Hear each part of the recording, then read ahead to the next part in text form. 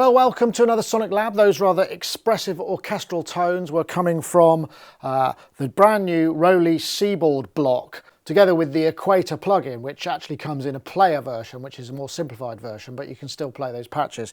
The Seaboard block is essentially part of the Seaboard blocks range. I don't know if you've seen those. Those are these little kind of snap together light pad and controllers from ROLI, which give you this sort of touch control. You hook them up using the Noise app or via Bluetooth MIDI. You can get the MIDI via a USB connection as well. And what makes the Seaboard block so interesting is it gives you access to that 5D touch thing, which is something that's quite peculiar to the ROLI Seaboard Rise. We've got a Seaboard Rise back here if you haven't seen one before. It's a 49 key 5D touch controller, and it's this sort of spongy technology that allows you to execute pressure and positional data multi-dimensionally per note, so you can have slide and bend and all of those things. It actually is quite a pricey technology, even though it's a very expressive keyboard. The Seaboard block is much smaller and much more affordable. This is, in fact, it's 2 octaves, the same sort of technology that you get in the Seaboard Rise itself, only smaller. And that actually suits me a little bit, because the thing I found with the big one, even though it's got a lot more notes, is all of that sliding about kind of did a bit of I found my hands were actually quite challenged by it. So anyway, let's take a look at what's going on in this particular patch. This, as I said, is just a strings and horns patch. It's one of the free patches that comes. You can download various different banks of them. And basically what I've got is a string sound, pushing, changes the intensity or the volume, sliding, brings in the kind of the horn aspect of the sound, and then of course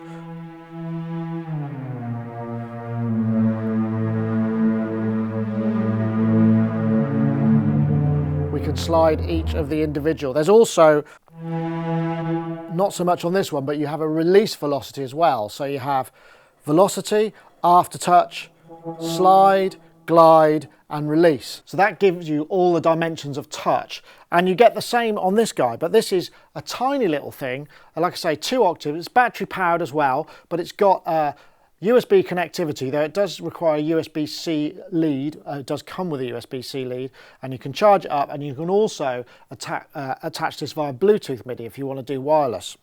So let's just take a look at the hardware, because obviously there's not much to it. It's a sort of single piece plastic case, feels quite sturdy. I don't know if you can see here, but basically the keys, like on the Rise, are slightly proud, so you get this kind of contoured feel to it. It's got the same sort of feel, which is a slightly sort of spongy. It's like playing a keyboard, but quite different. Connections, we've got the USB-C, which is the a special lead that goes to regular USB. There are also this little switch here, which you use in the noise application. It doesn't really do anything when you're connected up like this. On the front panel, we've got a little switch here, which allows you to switch the thing on, and also to pair it with Bluetooth. There's a little blue LED here as well, which goes on when you're not connected via the wires. Around the edges, there are these pin connectors, so that if I wanted to use a block, I would just snap it on, and then it connects to the whole system, and then that becomes available. Although I would still need to connect this via Bluetooth MIDI. This just kind of passes the power through, I think. The reason it's doing this at the moment is because it's trying to say, where's my Bluetooth connection? So how I've got this set up here is essentially, I'm working in Reaper, and I've instantiated a copy of Equator. Now, in terms of what you get with the Seaboard block package, you get the Equator Light Player, which is what this essentially looks like. So this is the Light Player. I've also got the full version, because I've got the Seaboard, and that comes with it. And it's actually a great sounding synthesizer with a lot of modulation possibilities. The sound design is really well done. So a lot of the patches in here just are designed to show this off to perfection, really, and that's where you get a lot of the expressivity. Yes, it is possible to do your own routings, but it becomes a lot more complicated unless you've got a dedicated MPE synthesizer. So in terms of control, it's pretty much as is. The Seaboard Rise, the full version, comes with a little XY pad and 3 multi-mode sliders and a couple of buttons. This is pretty much as it comes, although I don't know if you can see there are these little chevrons which allow you to shift octaves. All the other control is done via the control panel. And this is the control panel. You have to register your ROLI device, put the serial number in, get your account, and then you can download the software, and you get to download the ROLI Seaboard blocks dashboard, which gives you this access, and there's also the Equator Player, which you can then download patches, and the patches in the Equator synth, some of them contain samples, and that all gets downloaded into your patch library, which means you can then access them. So if we go back to here, we can see what sort of control we get. This is also used for setting up the blocks. Now I'm just got a Rise connected, so we can see that that's here, and we can get access to all the various different settings. MPE uses multiple channels because it has, each note has its own MIDI channel, so you can get the pitch bend, and the start channel and the end channel are 2 and 16 and use MPE, and the pitch bend range is 48. These are the default settings that kind of work with the Equator synth and most other MPEs, and we can adjust things like the octaves and the transpose. We also got the play mode, which gives us sort of various different responses to the information, the way that the glide and the tracking works. And then we get the aspects of the 5D touch, which means that we can change the sensitivity from linear through exponential, and just so it means that maybe you don't want to have to push so hard or move so far to create those effects. So if I just come back to my Reaper session and maybe play a couple more sounds, I'll just get this active track here, and the sound I've got here, I think it's called, let's have a look, it's called vocal type motion. So if I put that in there, make it full size, vocalite motion. So in this instance, I've got the LFO synced to the master tempo of the door, and then we've got different axis. So this changes kind of, I don't know what it's changing, it sounds like it's kind of maybe FM or bit reduction. This opens up the filter.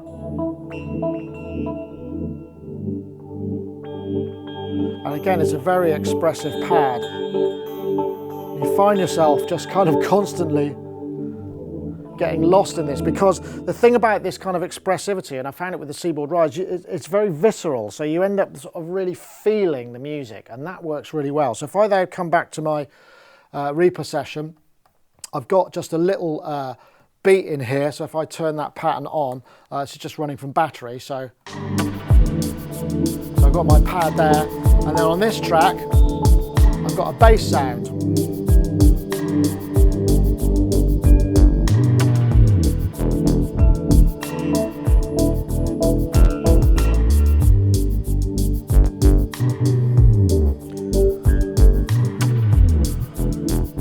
And what's happening here is just quite a simple, straightforward bass sound. Pressure, it sort of opens out the filter and it sounds like the burn, and then, but there's also this kind of band pass filter. So I'm able to, again, this is a really nice sound. So if I switch that on,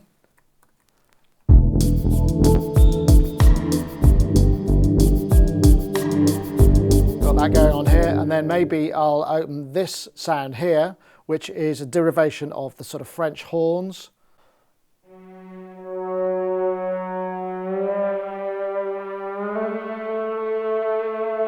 And you can see I'm using the top part of the keyboard to slide, because I can do that, and I can also do this. It makes it a bit easier to slide rather than over these ridges. So I can record something,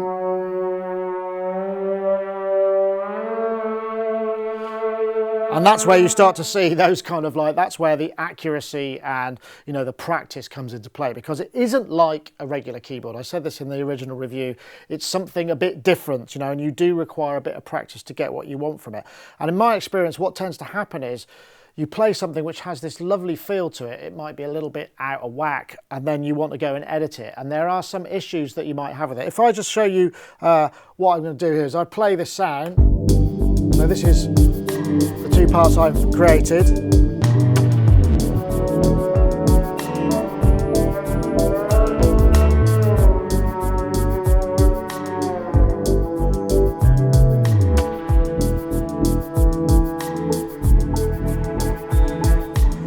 That's great. So let's just take a look at some of what's going on here. So if I now just open the editor for the lanes of automation, this is the bass sound that I've got here. And you can see there's actually channel pressure. There's also brightness control, which I think is the slide parameter. And then there's also the pitch data. Now, the thing is, if I want to edit this, I'm using Reaper here, and there's this little button which says tie CC events to MIDI notes. I can move that and it'll move everything. But if your DAW doesn't support that, what happens is your performance might be great, but you're a bit out of time. When I move the notes, the performance data is not moving, so you can get into a bit of a mess.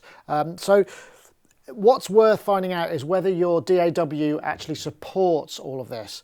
Reaper is a really good one because it allows you to record and route all multiple channels that the Seaboard outputs directly through to the instrument. Live, you can't do that. You have to mess about creating additional MIDI tracks, put them all in record, and then route them back to Equator. So how I do that in Reaper, for instance, is what I do is my input is MIDI. I'm taking the ROLI Seaboard, I'm bringing in all channels here, and then I'm outputting the MIDI channels to the same as the source channel. So for instance, in the drum track, which I've got here, I'm taking input from all channels, I'm outputting it just to channel 1, which means in this instance, I can just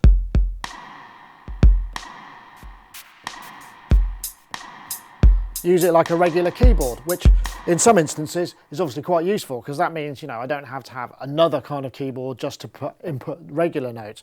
But it has to be said that playing on this is not the same as your average keyboard, and it really does, like I say, encourage you to go for the performance aspect. So you can create these lovely sounds and then you just sort of take it or leave it. And the other thing that's worth mentioning, if I go back up to, if I go to the string sounds here,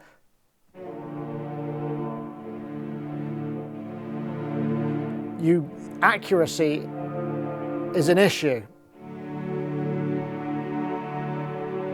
If I'm out, you can hear those individual notes start to go a bit. But I actually, you know, within reason, I quite like that, because what that does is it adds this sort of extra dimension, yes, or out of tuneness, but tuning is something that we just come to take for granted, and it's quite nice being able to play something that's just a little bit off. And I mean, obviously as you get more skilled with it, you're going to be able to kind of manipulate that to your own effect, and you can create some very unusual effects. And again, this sort of applies to the idea of using the Seaboard as not as a replacement for all your MIDI controllers, although, you know, you could at a pinch probably just use it for that, though if you want to play obviously big stuff, it's only a little 2-octave keyboard. But it allows you to think about the performance of what it is you're doing a lot more, and you take that and you just go, yeah, I like it, or whatever.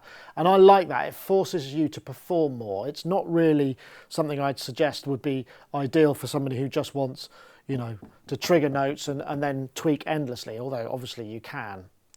So a bit more on the whole Bluetooth business. I'm going to unplug the cable here, and now if you can see, there's a blue light happening on here, and the screen has said, oh, I'm not connected anymore. So what I'm going to do is I'm going to go to my audio MIDI setup. You need 10.10 or above. We'll look at the MIDI Studio, and you can see there's a little Bluetooth icon here in the MIDI Studio side of things. So I'm going to click on that. You don't connect to it via your regular Bluetooth side of things. Obviously you have to have Bluetooth switched on. So now that's there, I can now just connect to that. So as we can see, I'm connected back. So now if I come back to my Reaper, just go into the devices, I've got ROLI blocks Bluetooth enabled. So now it will show up as a MIDI input to my tracks. So now I can play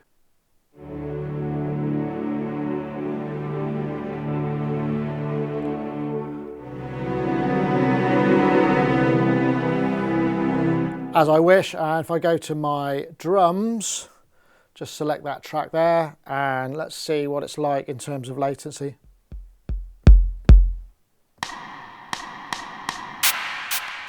Feels pretty good. Yeah, I think that's okay. So certainly in OS X, it's pretty straightforward and easy to set up. So now I'm going to try and just show you a little bit about the noise app as well, because that's a big part of what this can do. So here I've got an iPad Air 2. I've downloaded the noise app, obviously got Bluetooth switched on. I'm going to load the noise application, switch on the ROLI Seaboard Rise by pressing the button, skip the account setup just for now. And what ROLI what noise is a kind of like multi-instrument wrapper, allows you to hook up various different devices, but also multi-track stuff, which is kind of cool. It's a recording type of thing. So if I now go connect to block, I'm going to connect. It's going to say, right, I've got a Seaboard block. I'm connecting that. I'm connected. Shut that down. Shut that down.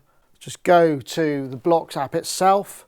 So starting off, we've got basically 4 separate parts. These are kind of representation of what the light pad block might look like if you were using that connected. So we start off, we've got a little kit. And we can record patterns in here. We could switch patterns, and we've got 4 tracks. So I'll go to this track here, which I think is a flute. Let's just take a listen.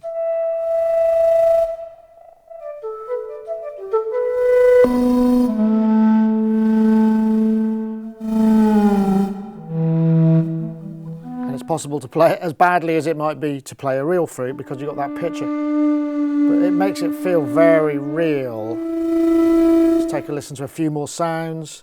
We've got sort of some acidy synth.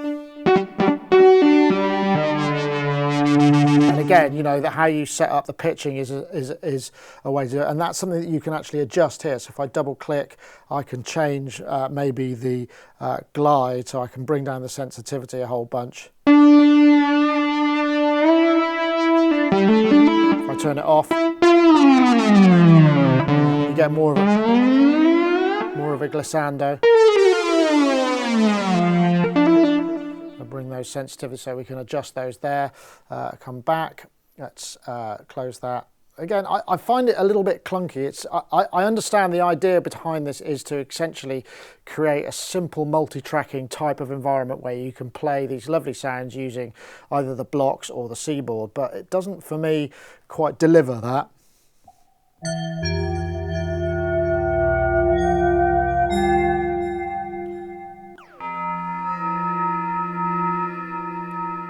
What I like about it is even clustered notes. Just come and find a few more sound.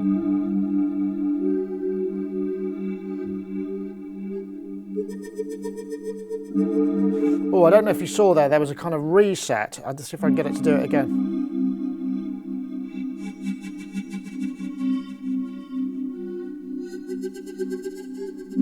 There, this kind of flashing, and I think that's something I don't really trust Bluetooth as a purely professional kind of MIDI transport, or for anything. At home, whenever I've had a Bluetooth speaker with a phone, it always loses a connection. It's never robust, and I don't know whether that's in this, where I get this kind of lurch reset of the data coming in, is something that is a Bluetooth thing, or whether it might be, you know, a fault in one or other of my hardware, or there's interference or not. But I spoke to ROLI and they said it shouldn't do that, obviously, but I prefer personally a wired connection. And if we just take a look at a few more sounds, because they all are.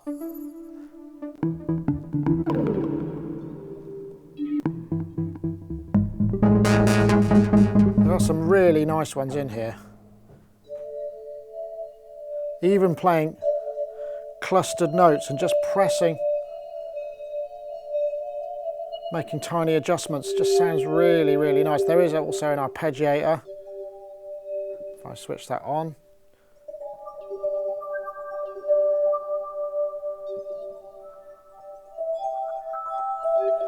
again, it's kind of a useful feature. Coming back to the sounds, let's see what else we got in here.